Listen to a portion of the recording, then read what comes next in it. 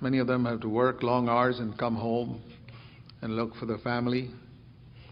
And some of them say, we'd like to be like Mary and sit at Jesus' feet all the time, but like Martha, we have to work the whole day. But you know, if it's necessary for you to work, sometimes it is necessary. It's not always necessary. I've said in India and different places, if a woman, the Bible says in Titus chapter 2, very clearly, you read that in verse 4 or 5, a woman's place is primarily to be a worker at home. And I have no regret, my wife and I have no regret, even though she's a medical doctor, that as soon as our first son was born, she quit working. And after that, she's never earned any money, but helped a lot of poor people. But we don't regret it. And we took that decision when we were very, very poor. So it's not that we had plenty of money to live on, because I was trusting the Lord for my needs. But we felt that we don't want our children to be neglected by her going to work. And so we don't dictate to anybody else. We don't say that a woman should not work because supposing the husband is paralyzed or she becomes a widow, what to do? She has to work. So the Bible never says a woman should not go to work. But in everything in the Christian life, it is the motive that is important. What is the motive? Is the motive, I want to raise the standard of my living? Or is it, it's necessary? Without this amount of income, we cannot live.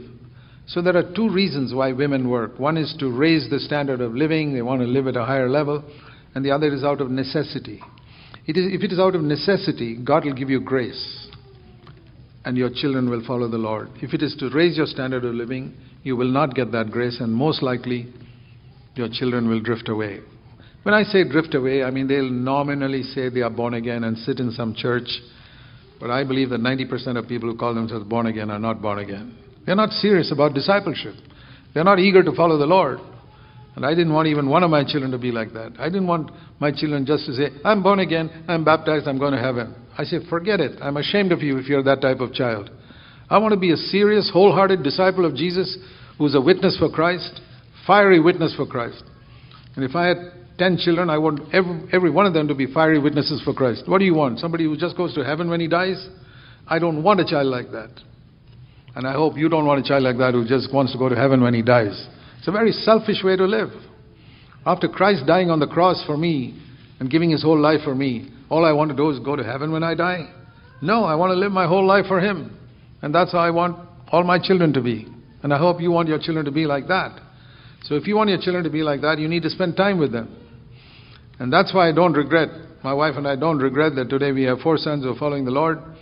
And of all the millions of dollars she could have earned as a doctor, if I put it in a balance, millions of dollars to be earned as a doctor, or 4 sons following the Lord, I know which is heavier.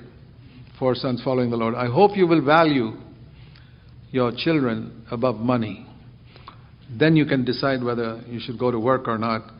And then, if it's out of necessity, I can tell you God will give you amazing grace to take care of both needs.